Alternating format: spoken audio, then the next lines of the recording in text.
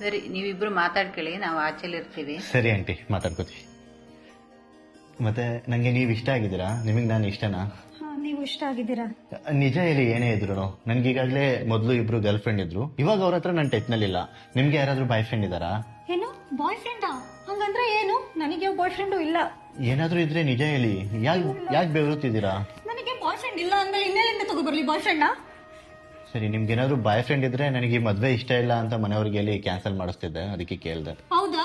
ನೀವು ನಿಜವಾಗ್ಲೂ ನಮ್ಮ ಮನೆಯವ್ರ ಹತ್ರ ಹೇಳ್ಬಿಟ್ಟು ನನ್ನ ಮದ್ವೆ ಕ್ಯಾನ್ಸಲ್ ಮಾಡಿಸ್ತೀರಾ ನಾನು ಇಷ್ಟ ಇಲ್ಲ ಅಂತ? ನನಗೊಬ್ಬ ಬಾಯ್ ಫ್ರೆಂಡ್ ಇದ್ದಾನೆ, ಅವನು ಗವರ್ನಮೆಂಟ್ ಎಕ್ಸಾಮಿಗೆ ಎಲ್ಲ ಪ್ರಿಪೇರ್ ಆಗ್ತಿದ್ದಾನೆ. ನಮ್ಮಪ್ಪ ನೋಡಿದ್ರೆ ನಿಮಗೆ ಗವರ್ನಮೆಂಟ್ ಎಕ್ಸಾಮ್ ಇದೆ, ಇವನೇ ಮದ್ವೆ ಆಗು ಅಂತ ಹೇಳಿ ಕೂರ್ಸಿದ್ದಾರೆ. ಇದನ್ನ ಮೊದ್ಲೇ ಹೇಳ್ಬೇಕಲ್ವಾ? ಹೇಳೋಕೆ ನಮ್ಮ ಅಪ್ಪನ ಮೇಲಿರೋ ಭಯ ನನ್ನನ್ನು ಬಿಡ್ತಿಲ್ಲ. ಇವಾಗ KBನಲ್ಲಿ ಕಾಲಾಗಿದೆ, ಅಪ್ಲೈ ಮಾಡೋದು ಕೇಳಿ, ಆಗುತ್ತೆ ಜಾಬು. ನಿಜವಾಗ್ಲೂ ಅವನಿಗೆ ಕೆಲಸ ಆಗತ್ತಾ? ಅವನಿಗೆ ಕೆಲಸ ಆದ್ರೆ ನಮ್ಮ ಅಪ್ಪ ಅವನನ್ನ ಒಪ್ಕೋತಾರೆ. ಈ ತರ ಎಲ್ಲ ಯಾಕೆ ಮಾಡ್ತೀರಾ? ಮನ್ಸಲ್ಲಿ ಒಬ್ಬನ ಇಟ್ಕೊಂಡು ಬೇರೆಯವ್ರನ್ನ ಮದ್ವೆ ಆಗಿ ಡ್ರಮ್ಮು ಸಿಮೆಂಟು ಟ್ರಿಪ್ಪಿಗೆ ಕರ್ಕೊಂಡು ಹೋಗಿ. ನಾನು ಆತರ ಎಲ್ಲ ಹುಡುಗಿ ಅಲ್ಲ. ಸೊ ಏನೇ ಆದ್ರೂ ಹುಡುಗರು ಇವಾಗ ಅದೇ ಟ್ರೆಂಡ್ ಆಗ್ತಾ ಇದೆಯಲ್ಲ. ಸರಿ, ಎಲ್ಲ ಹೆಣ್ಮಕ್ಳು ಅದೇ ತರ ಇರಲ್ಲ. ಸರಿ, ನಾನು ಅಲ್ಲಿ ಹೋಗಿ ಹೇಳ್ತೀನಿ ನನಗೆ ಈ ಮದ್ವೆ ಇಷ್ಟ ಇಲ್ಲ ಅಂತ. ಆರಾಮಾಗಿರಿ, ಆಯ್ತಾ? ನೀವು ತುಂಬಾ ಒಳ್ಳೆಯವರು, ನಿಮಗೆ ಒಳ್ಳೆ ಹುಡುಗಿನೇ ಸಿಗ್ತಾಳೆ.